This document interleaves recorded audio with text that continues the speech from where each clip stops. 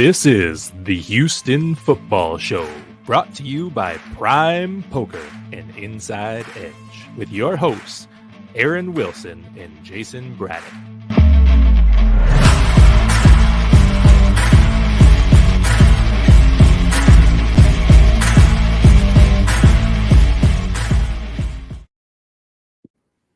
All right, welcome in. It's the Houston Football Show. I'm Shaun in for Jason Braddock this evening from Sports Radio 610. And as always, joined by NFL insider Aaron Wilson, who covers the Houston Texans for KPRC Local 2. Coming up in the show, we'll get into whether or not it's time to move on from Davis Mills, the morale of the team after another loss, the poor tackling continuing to be an issue for Lovie Smith's defense, and the future of this coaching staff. Who's in, who's out next season? What does that look like? How do we get there? And all of those contributing factors that go along with that. And so we'll begin with the former Aaron. Should the Houston Texans be considering a change at quarterback? That's something that he's been asked about 2 days in a row now. What are your thoughts? I don't see the point in changing quarterbacks. I don't agree with the premise that they should change quarterbacks. And I understand asking the question, and it's a valid question, but it just doesn't make sense to me when I agree with Lovie Smith that he gives them their best chance to win. If you look at his performances and how he's played, even though he's played poorly, he's still their best quarterback with the most upside. And I just don't see that Jeff Driscoll, Kyle Allen, that changes things. And this season, quite frankly, is already going in the direction it's going to go in. They're 1-7-1. They're not going to win that many games going forward. They're going to finish in last place. They're probably going to have the first pick of the draft. And they can make all those decisions later. And some might argue, some of the Davis Mills detractors, keeping Davis keeps them in position to draft first overall. He's inconsistent. He isn't, winning these games. He keeps them in the game sometimes. Sometimes he's, causing them to lose the game. It's just really, I don't see like you're going to turn the season around. It's not about one player. This isn't a good enough team that even if they had, Deshaun Watson, the last time he was the quarterback, he won 4 games his last year.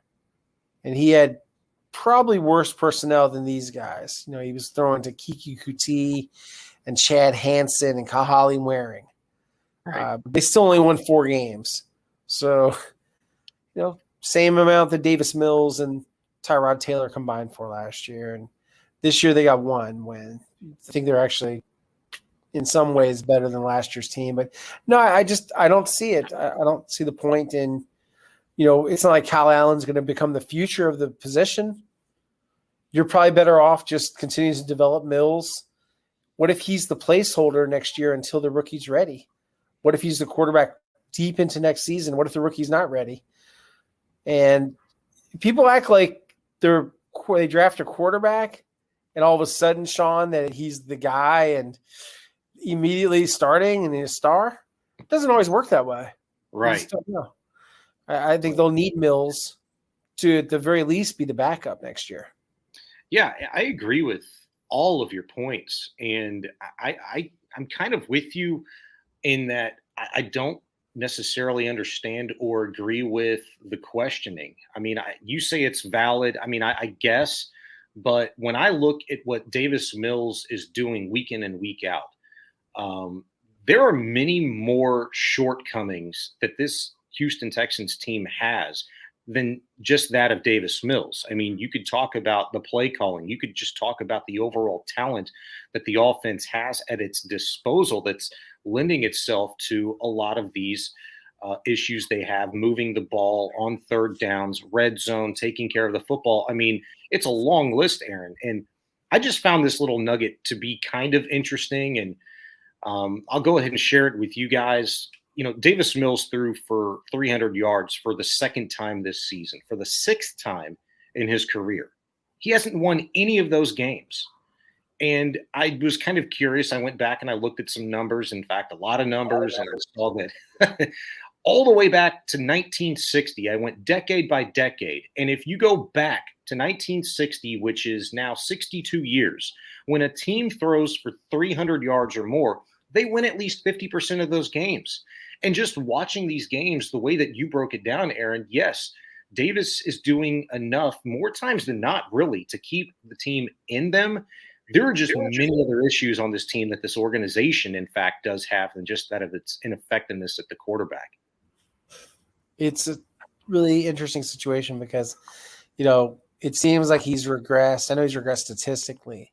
He's also being asked to do more, and he reads the entire field, whereas last year he was mostly just throwing to his first read, which was Brandon Cooks, almost first, last, and always, 134 targets. And now I feel like it's changing a little bit, where I was after Brandon, even though he's back in the fold and disgruntled, he's vowed to be professional, and he is, and he's play with them for the rest of the year. But Nico Collins is the guy that Davis threw it to 10 times and had a touchdown. And it was a really nice play, a slow-go route. And I thought that, that was promising. There were some things he did with Jordan Akins, that tight end screen. That was a nice play. Obviously, Dameon Pierce is Dameon Pierce, and the fumble is a rare fumble. It's an error that he doesn't normally make. They're still having a lot of problems on offense with interior pressure. The tackles, Laramie Tunsil and Titus Howard, are playing really good football. They only allowed a combined one pressure, no sacks last game. Everything's coming up the middle. Dexter Lawrence is legit, and he had a big game against Scott Quesenberry and AJ Cann and Kenyon Green. Where they are as an offense right now, I thought that Davis was confused at the beginning of the game by the blitz packages and wasn't reading it, looked really out of sorts in the pocket. Mm-hmm. And in the second half, he did turn it around, and I thought that he played very well except for the interception. But he's just a guy that's not very consistent, and that's the underscoring factor for him and why I don't think he's going to be a long-term answer. If he was simply a really good game manager that didn't turn the ball over, right, he would give them more to think about. But he doesn't do that. He can't play the way he did in Jacksonville every week. When I thought, okay, that's their formula. I don't know why he can't do that, but if he had the answer, obviously he would play differently. It's just, like anything in life, some people do things well every single time, and some people don't. People that do things well all the time, there's a reason why they're excellent in any business, any profession. And he's not yet one of those guys. He's someone that has some talent. He's got the work ethic. He's got the skills. He's got a lot of tools, and he'll play in the NFL for a long time. But if just speaking very frankly, I just can't see him ever becoming a big-time quarterback based on these 2 years, this body of work. Yeah. And maybe the light clicks on later for him. I don't know. Some guys it does. Yeah. But this isn't a real patient league anymore, right? When it comes to development of quarterbacks, you get a couple years and you got to be good, or you're not going to be the guy anymore. You might just be on teams. And sometimes if you're patient with a young quarterback like Justin Fields, who looked absolutely terrible against the Texans, and now look what he's doing now. Sure. Well, and sometimes too, a particular player or quarterback is able to give you enough, show you enough that if you're in the right situation with the right staff, let's just say in general, that they were able to pull some of those, tangibles, intangibles out of you that work for the offense or work for the team, whatever the role it is that we're talking about with a particular player, in this case, a quarterback. So I just think the stars almost have to align nowadays because the leashes are so short with a lot of these guys to work out. We've got much more to get to. In fact, I've heard the word frustration more times in the last 48 hours, Aaron, than I had really all season long. So we got to talk about the boiling point for this Texans team. Are they there yet? How is team morale being compromised? That's next. Come out and enjoy Houston's longest-standing poker room with a stellar reputation for class and quality, Prime Social Poker Club. At Prime, you will enjoy an upscale social environment, fully stocked bar, gourmet dining, pool tables, dozens of poker tables, and many other fun games throughout the venue. You can also join their over 21,000 members with a lifetime membership for only $10. What are you waiting for? Get into the game. Come join us at Prime Social Poker Club.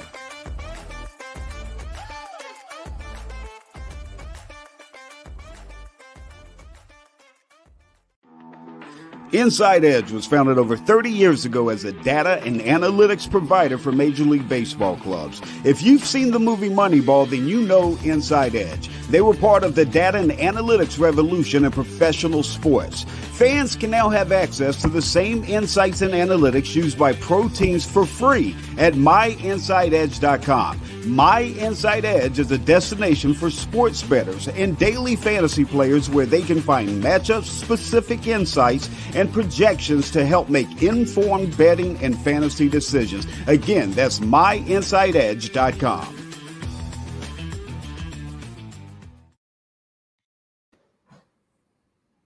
Welcome back to the Houston Football Show. Shaun Bajani in for Jason Braddock. Aaron Wilson on, as always, NFL Insider. And you can catch all of his work at KPRC Local 2. So the boiling point, Aaron, for this Houston Texans team, how team morale is being compromised. I mean, I heard it from three guys already just over the course of the last 2 days.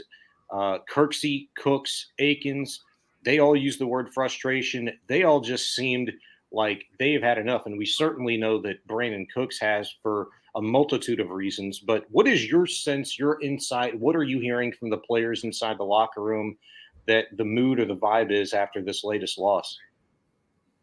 Well, I think the players are frustrated. I talked to Christian Kirksey at MetLife Stadium in the visitors' locker room, and he showed more frustration even on Sunday. And the emotions obviously very raw and recent as you come off the field. You talk to these guys, they're not giving up. They're not, quitting or anything like that. But, guys are starting to I'm hearing this more and more privately, call each other out for mistakes. There's a frustration factor that's starting to, and everyone will say, well, does that mean the locker room's broken? No, I'd say it's the healthy conflict that you normally have when you aren't winning games. There's got to be accountability. So I don't think that's a problem. My understanding is there's just a lot of uncertainty. You have guys starting to wonder about what's the future for them, for the coaching staff, for the whole organization. And there's a lot of football games left to be played, of course, but is there a lot of hope for this team? How can they win a game? I think the only way they can win is to not turn it over, and for Dameon Pierce to have a epic game, and for the defense to do something they have shown that they're not capable of doing, which is stop the run. If they can't do that, if they can't play more aggressively on defense, more blitzing, with guys tackling better, and I think tackling, everybody talks about, it's a technique, it's a skill. It's also a talent. Some people are better tacklers than others. If you watch how Budda Baker tackles, do you see that on the Texans? Do you see that kind of range on the Texans? No. And he's just one example of a great defensive player. Yeah. What do they have that you could call great? Nothing. Well, that's the thing. They don't have anything called great. And I was going to ask greatness, you, no greatness. Just there's some solid guys. There's some guys that I think are good football players, and there's some other guys that just that are really struggling right now, like Jalen Petrie, and he's a rookie, and some of those rookies do struggle, but he's got 21 missed tackles according to Pro Football Focus. I don't know if it's quite that amount, but I don't count the missed tackles. Seems like there's a couple per game, and that's a couple too many. And the one he on the other day, and Darius Slayton, that's a touchdown. And like Lovie Smith said, he's got to make a safer play, safer tackle. Just make sure you get him down. And there should have been help from Christian Harris and from other guys. But, it's plays like that decide games. And that's why they're in this position. But, yeah, in terms of morale, everything I'm hearing is, there's frustration. There's a little bit of finger pointing, and there's a lot of doubt, worrying about stuff. And that's normal. They're 1-7-1. If they didn't care, you wouldn't have all these emotions, these feelings. They do care. But it's ultimately feelings don't matter so much. It's wins and losses and stats and outcomes on the field. Yeah, and I always find these sort of situations intriguing because I feel like when finger pointing is going on, when there, is heightened emotion, after losses, this is where I feel like Lovie Smith is probably the right guy for this job. In that, he's he can be that calming presence. He's got the experience. Guys do respect him. They've talked about that top to bottom from day one with him as head coach. And obviously there's the familiarity with him already in the building as a defensive coordinator last year. But I just think that he is the right guy to handle this type of situation. And we can get into, and we will later on, whether or not he's going to be long for the Houston Texans. But, I know guys do care. But what people always want to go back to is that, well, the players might care, but the front office doesn't. I've used the term, and I don't know that anybody else really has that I've heard, but I call it, a systematic tank. It's forming this roster in the way that Nick Caserio did was he used what was at his disposal. I mean, they were cap strapped. They didn't have a ton of money to spend, and they brought some veterans in that could help a lot of these younger players, these rookies, first, second, third year players out. And you're trying to figure out who is going to become a part of the puzzle going forward. And you get what you get out of guys like Jerry Hughes. And just so happens he's putting together one of the best start to his career in 12, 13 years. It's been phenomenal watching him play. And Aaron, you just wonder what he might look like, what this defensive front might look like if they had a DJ Reader or somebody like that in the middle. Stuff in the run. But, the emotions, I love to see it. I'm glad we're hearing it. And I think, we're going to hear a lot more of it. Who's that guy in the locker room, though? Who are those guys in the locker room, Aaron, those veterans that can teach these young players? Because we hear it week in and week out, how to finish, how to win. Well, what it means to be in the NFL and go through these adversities, who's the guys in that locker room that can help these young players out understand that side of the game? There are some leaders. Christian Kirksey, I believe, is one of them. I think that Laramie Tunsil is another. Laramie's someone, I talked to Laramie about his leadership style, and he's the type to take a player aside, kind of talk to him privately, not call someone out in front of everyone. He's someone whose actions probably speak more volumes than his words, but he does try to. It's one of the reasons that he was the captain replacing Brandon Cooks is, the respect for him and how well he plays. And he plays very well. You saw some of his reps against Kayvon Thibodeau. I mean, that wasn't even close. And Kayvon's very talented. Laramie's a really good football player. So he has a lot of credibility. I think even younger players, can be leaders. I think that Dameon Pierce, his example, that is a leader. The way he plays, the way he talks about things, kind of spokesman he is for the team in his interviews, he exudes leadership. Yes. I think when you look at, some of the other guys on the team, AJ Cann, very solid dude, Titus Howard on defense, Malik Collins, really quiet, but really well respected. One of the most respected guys in the locker room, Jerry Hughes. I look at, in the secondary, Steven Nelson, for sure a leader, absolutely a leader. And, you look around other parts of the roster, I think Mario Addison's very respected. And Rex Burkhead, for sure, another one of those guys. The tight ends, I don't hear as much about them, about leadership, all really solid people. You don't hear a lot about them being real vocal. The wide receiver group, Cooks was, but now he's no longer a captain. Obviously, he had his dispute with the team. I will tell you this, a lot of players definitely have his back. I don't think that's like them picking him over the team. It's more just, they respect that he's still there with them and that he's still playing. And, I saw no lack of effort from him. I thought he played as well as he could. He caught a touchdown. It's a great touchdown catch, and Kenyon Green's penalty called it back. You add that to his stats, it would have been a different looking kind of day for him. But, yeah, those are some of the people that jump out to me. I look at, guys like, like a John Weeks. He plays long snapper, but, yeah, he's very respected. But, yeah, those are some of the leaders. And I don't think they have a real problem with leadership. It's just a matter of play. Yeah. And Christian Kirksey said it very well today. You just got to get people on the ground. You got to tackle. Yeah, at the end of the day, I thought Christian Kirksey, that presence that he has in the locker room and his group particularly, doesn't need to muddy the waters too much, because I think he's the guy that will say, hey, guys, at the end of the day, it's football.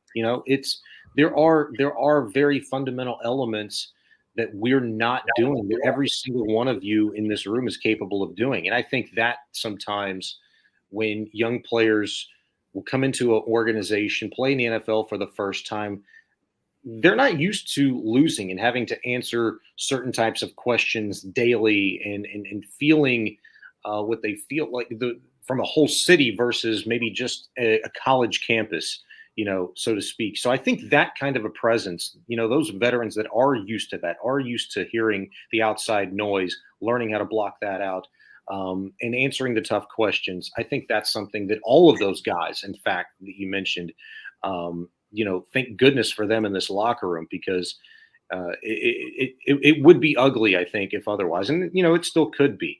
I want to take a minute here for Prime Social to recognize our partners at Houston's longest standing poker club, Prime Social Poker Club, located at 7801 Westheimer. They've got a long-standing relation and reputation for taking care of their patrons with class and quality. It's not just a poker room. It's a place to hang with the boys, get a great meal, drinks. They got a fully stocked bar. They got pool tables, other games throughout the venue, and, of course, dozens and dozens of poker tables. Prime Social Poker Club, over 21,000 members today, and you can become one yourself. A lifetime membership is just $10. Just $10. I mean, you got to be kidding me with that low price. And once you join up, you can take part in daily and nightly tournaments with buy-ins as low as $60 and as high as $5,000 for the big ballers out there, and guaranteed prize money with pots as high as $2 million. That's serious cash from Houston's best and first-class poker club. It's open daily, 24/7, and it closes only when you leave. They've got a free play from 10 a.m. to 1 p.m. daily, happy hour every single day, 4 to 9. Remember that fully stocked bar. It's located at 7801 Westheimer. It's Prime Social Poker Club.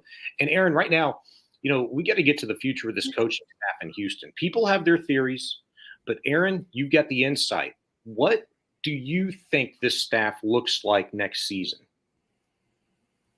I think that there's a decent chance that Lovie Smith will be back. I think there could be some changes. I think the offensive staff, I think, they haven't made those decisions yet. I think they're going to see how it goes and then evaluate whether they think, those guys are a fit. I think, obviously, some of the positions like offensive line, they made some improvements.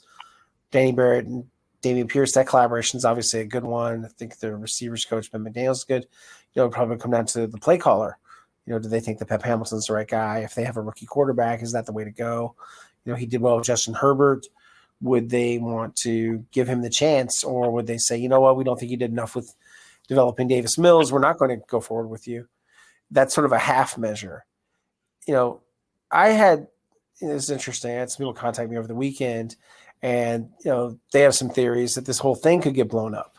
I kind of doubt that, that they would blow up the whole thing. But that's one thing that's going around in league circles with some highly connected people from NFL teams, with some coaching agents. They always hope for as many openings as possible. So you have to always consider the agenda. I've had differing people tell me, people from the league office, connected to the league office, I should say, that they expect Lovie back. I've had other people tell me, no, I think he's on thin ice. I think it's difficult to fire him, but the people that make that assumption, and there have been some, that live in this market, that they wouldn't just fire a coach just because they, already did that, you'd be wrong. You can't expect that Cal McNair would make more changes. I think he could. I think that's everything's on the table. I'd be really surprised if they fired Nick Caserio, because he's been the architect of the rebuild. And at that point, who are you turning to? Who's got the answers? I'd be surprised. And he has had some success with some signings, with Steve Nelson, with Jerry Hughes, with some of his draft picks, with Damian Pierce, et cetera. So I'd be surprised if they moved on. It's just a matter of, would Lovie Smith be willing to move on from some of his staff? Would he be willing to possibly change some of the practice routines, which are very long practices, very grueling? I wonder how fresh they are in the fourth quarter. I think it's a factor. They say it's not, but ask the players about that, about energy. Yeah. They say they've got some. I don't know, that it doesn't look that way, to me. But Yeah, I wouldn't rule out anything. I wouldn't make assumptions because the decisions haven't been made. There is no lock that the coach is back. And, that's fair. It's a results league, regardless of whether this roster was good enough, whether he was set up to succeed. Ultimately, sometimes, things aren't fair. And coaches, when you lose this many games and the defense is this bad and you're the defense coordinator, well, are they going to let him be the defense coordinator next year? And one thing I was thinking about today was, how are you going to make all these changes? Like, you change the offense coordinator, let's say, hypothetically, you don't make him the defense coordinator anymore. Who in the staff would be a good defense coordinator? Right. Could you argue that Miles, who's never been Smith, his son, never been a defense coordinator, that he should be defense coordinator? The linebackers don't play very well. Do Dino Vaso or Joe Dana, Jaquez Casare, do they seem like they're going to be defense coordinator? No, none of them have any background in it. I would argue that Frank Ross is probably better suited to be a coordinator or a head coach before any one of those other guys. Right. Yeah, absolutely. Frank has the leadership qualities. You can kind of feel that. But maybe he could be like like John Harbaugh comes from a special teams background and wound up being a head coach. He kind of reminds me a little bit of John in terms of how he carries himself and someone that I could see in the right scenario being a leader, being someone that's in charge. That said, all things being equal, and them knowing that they're in a rebuild, knowing the team wouldn't be very good, everybody basically being on the same page, and there was no expectation of contention, even though it's been bad. Ultimately, do they probably let him have one more year? I think so. And then I could see him retiring. But it's not like anyone thinks this team's going to be good next year. And all of a sudden they're going to be contenders. Yeah. I don't know if you ever thought that. But, that's my opinion right now. I would just say, I've heard both scenarios. And I'm not talking about people, that, would know directly. But people that – I'm just telling you what's going around and what some informed people that in terms of their – talk to people – that do hear things about directions of franchises and will be involved in this hiring cycle, directly involved. And people are going to start talking about that hiring cycle. Who's going to be included in that? The other jobs open too. Like this won't be the only one, but sure. Yep. We'll see. I'm what I can tell you this is I haven't written a word about job security because one thing I don't like to do when I don't have a concrete answer is to speculate. Sure. I like to report facts or, something that's likely. And what I'm hearing is conflicting information and they can both be right. It's just a matter of, I think that nothing's been decided and ultimately Cal will know and it'll be Cal's call on what he's going to do. But I think the most unlikely scenario is cleaning house. The second most likely scenario would be moving on from Lovey. And probably the most likely scenario, just based on what I know of the franchise, would be letting him stay. That's kind of how I'd rate my probability factor on the coaching situation here. Yeah, and I think you're probably very accurate, especially given the latter, putting him staying at the very bottom of that. I'd be interested in knowing your thoughts on who could be involved in that hiring cycle. We'll get to that in just 1 second.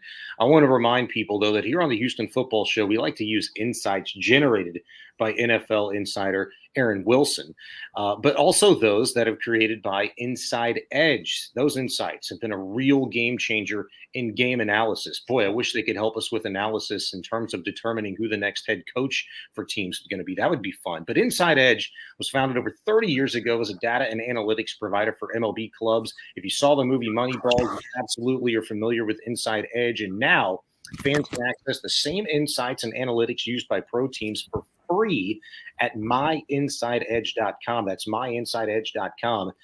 It's a destination for sports bettors, daily fantasy players, where they can find out matchup-specific insights and projections, help you make informed betting and fantasy decisions. It's that simple, and who doesn't want that? It's awesome.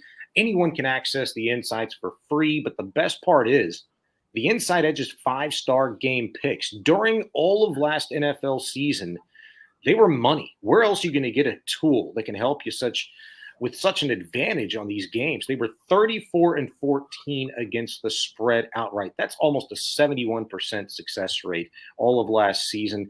And if you're using them, they're kicking butt for you again this year. You're listening today.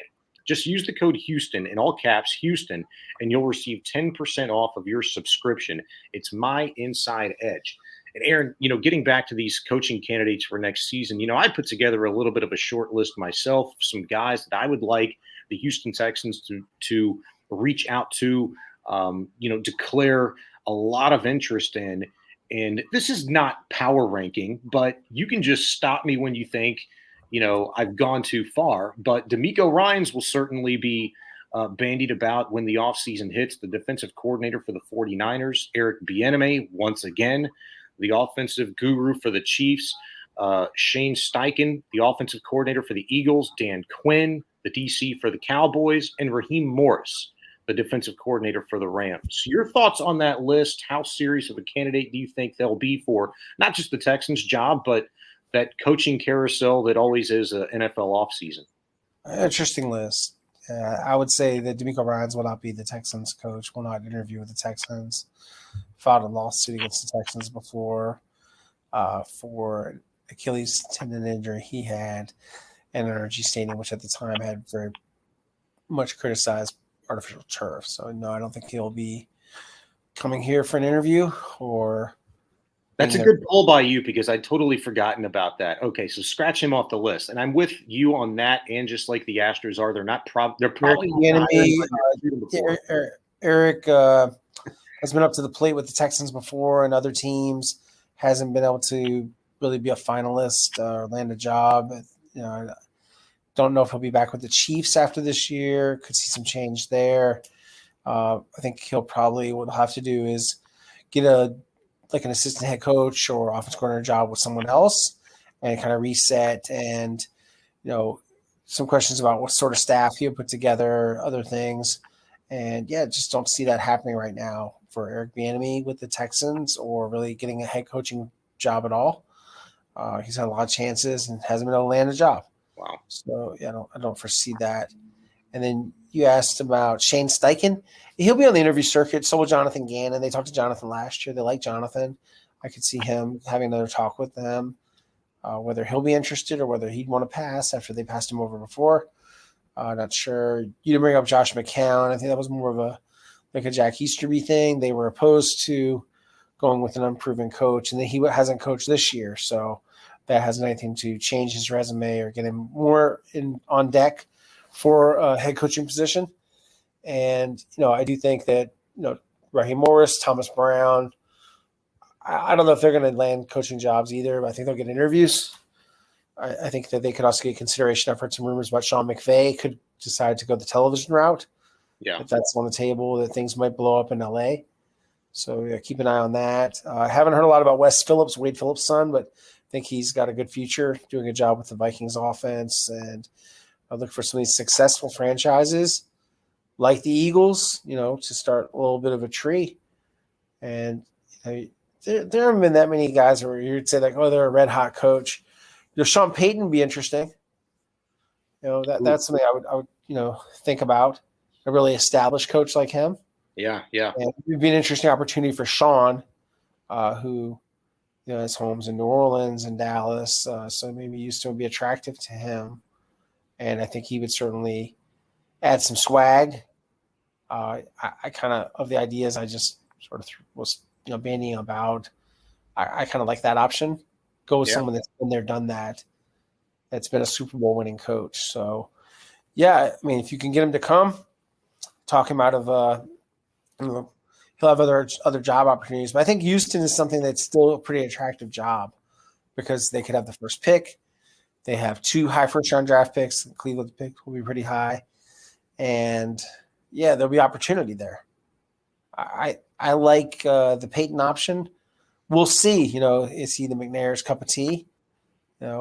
See if they think that he's the right man for the job, if that comes to pass. But those are just some of the thoughts I have. I don't see them going the college route. I think they would probably go with someone proven. And maybe they try to get someone with a little more of an up-and-comer if they don't go with Shaun, if he's interested, that is. Good stuff. Aaron Wilson. Coming up next, a lot of transactions today from the Texans front, cutting ties with a former third-round pick. They added some depth at running back. We'll get to that coming up next. Prime Social Poker Club opens daily at 10 a.m. and doesn't close until the last person leaves. Now, that's 24/7, 365 days a year, so you can always get your poker game on at Prime. Also, daily, free play starting at 10 a.m. to 1 p.m. with happy hour from 4 to 9 p.m. They have daily and nightly tournaments with buy-in starting as low as $60 and going as high as $5,000. Now, check this out. Guaranteed prize money as large as $2 million.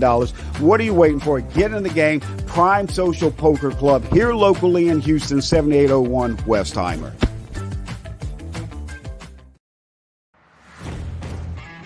We've told you about the endless insights at Inside Edge, but let us tell you about the real gold mine.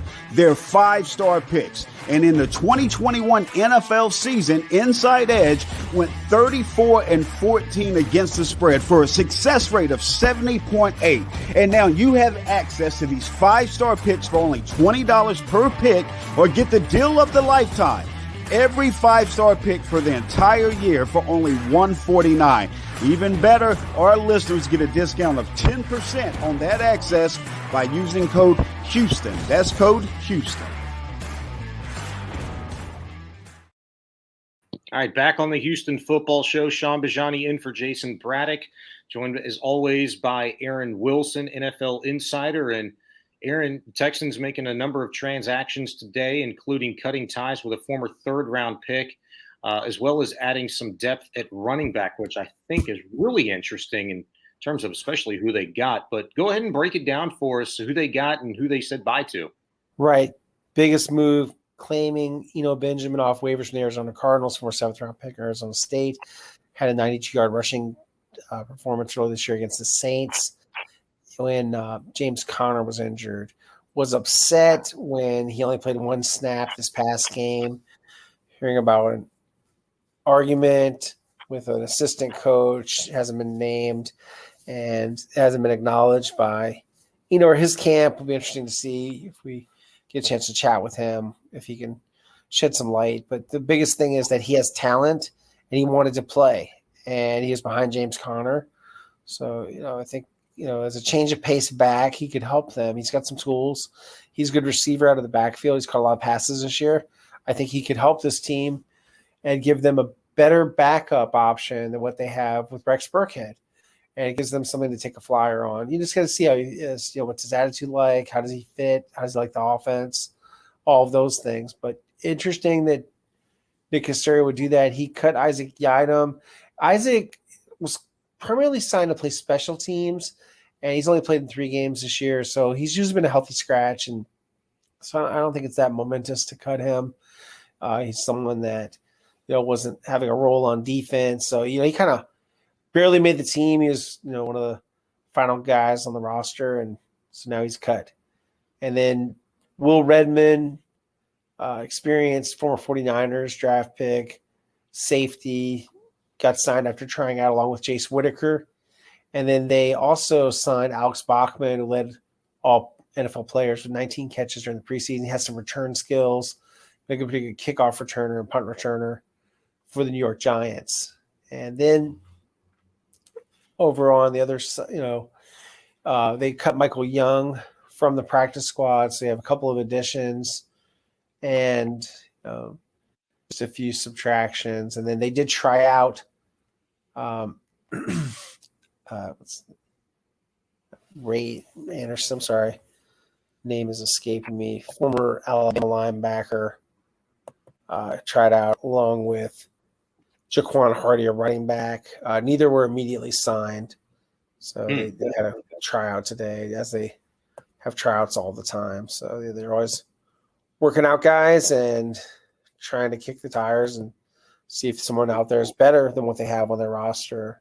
Well, linebacker is probably a pretty good position to go looking for that, but he's more of a rush backer than a inside backer, off the ball type. He's more of like a 4-3 end type. But yeah, Ryan Anderson. I was about to call him Mark Anderson. There was another guy from pass rusher from Alabama But yeah, there's Ryan.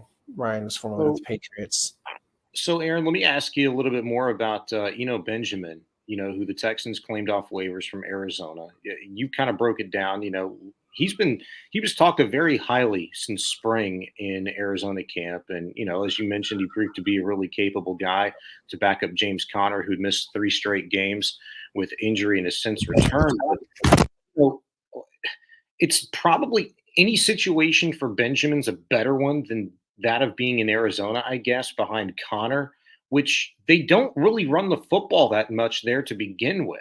I'm not sure how many touches he plans on getting here. I mean, coming off of an altercation with a coach about playing time and then coming here where Dario Ngumbawale can't even find the field, who, by the way, I thought this was kind of interesting. And mind you, this was a little bit tongue-in-cheek, but Agumbawale was on the Players Show tonight on Sports Radio 610, and he was asked about getting more carries and how he's going to go about doing that. And he said, when you find out the secret, you let me know. I mean, it was a light conversation, of course, but the Texans now have 3 dudes, and obviously Dameon Pierce, who looks like he's going to be right around 26, 28 touches every game, but Rex Burkhead and Dario Agumbawale, and now you bring in Benjamin, who is going to be the guy to get those really important, spelling reps for Dameon Pierce? I don't think there's going to be that much playing time for any of them. Damien's going to carry the ball most of the time. We're talking about a couple touches here and there for these other guys. I would say far too much conversation is put into the backup stuff. If Damien's going strong, it really is not that consequential. It would be ideal if you're going to run the ball even more, like 40, 50 times a game, to have another back like him. I think he could help them. But what they want to do is have Dameon carry the ball most of the time. And so I don't see it changing a lot. So, I think, what are you talking about? You're talking about 4 or 5 plays a game. That's fair. I kind of look at what the Texans have done with Rex Burkhead in his role, and just from a predictability standpoint, but also an effectiveness. The Texans, have probably become a little bit better at that, though. They gave the ball to Burkhead on a 3rd and 4 this past weekend, and it was just kind of like, man, we've seen this before, and it's almost predictable when he's in the game. It's going to be a dump off to him. It's going to be an outside zone, run for Burkhead. Trying to find somebody that can catch and is a tougher kind of back that can run through some contact. I know those guys don't seem to grow on trees. Pierce is a special one. But for Dari not to be able to be given a shot, who looked pretty good in the preseason and in limited opportunities, it makes you wonder why he doesn't get more rep and why the Texans haven't gone maybe outside of the box a little bit and at least disguising some personnel packages similarly to the way that they do with their tight ends. Right. I mean, they tend to be reliant on one back. Lovie Smith explained this pretty well, that they have a primary back, and he doesn't think it's unreasonable for that back to carry it 25 to 30 times a game. He talks about having the lead back, the bell cow, and that's how they view Dameon. Yeah. And, as he said, and I agreed with him. Remember early in the season when everyone was saying, why isn't he touching it more? Now people are talking about him touching it less. I mean, so what's it going to be? I'd rather him get the ball. I don't really need to watch, Benjamin, Rex Burkhead, or Dari touch the ball. I think they should throw it to Dameon, run it with Dameon. As long as he's not, worn out or tired, he should be out there on the field. He's in good shape to carry the ball, touch it 30 times a game. Yeah, I won't disagree with that. The problem I think that I and a lot of other people had too was just that him not being on the field in some of those higher leverage moments that Rex Burkhead. Yeah, it's strange, but he's got to take some breaks too sometimes, right? Sure. Just they seem to be inopportune early in the season. Hadn't been the case too much of late, though. There's been less and less higher leverage moments for him to even be on the field, unfortunately, for the Texans later in these games. Aaron, we'll be boots on the ground tomorrow and the rest of this week, and look forward to talking next week. Always enjoy the conversation with you, my man. Have a good night. Thanks. You too. All right. I want to take this time before we get out of here to remind you guys about the Prime Social Poker Club. It's recognizing our partners, you, the patrons, as Houston's longest standing poker club. It's Prime Social Poker Club located at 7801 Westheimer. They've got a reputation for taking care of their people. It's not just a poker room either. It's a place to hang out with the guys. You can get a great meal. They've got a fully stocked bar. They got pool tables, all kinds of games around the facility. And of course, they've got a lot of poker tables. It's Prime Social Poker Club. So I've got over 21,000 members now. You can become one today yourself for just $10. That's a lifetime membership for just $10. And once you join up, you can take part in daily and nightly tournaments with buy-ins as low as $60. And you can go all the way in for $5,000. Guaranteed prize money is pots as high as $2 million. That ain't no joke. That's serious cash from Houston's best and first-class poker club. Open daily, 24/7. It only closes when you leave. They've got free play daily, 10 to 1, and happy hour every single day, 4 until 9 at night. Located at 7801 Westheimer. It's Prime Social Poker Club. This has been the Houston Football Show, brought to you by Prime Social Poker Club and Inside Edge.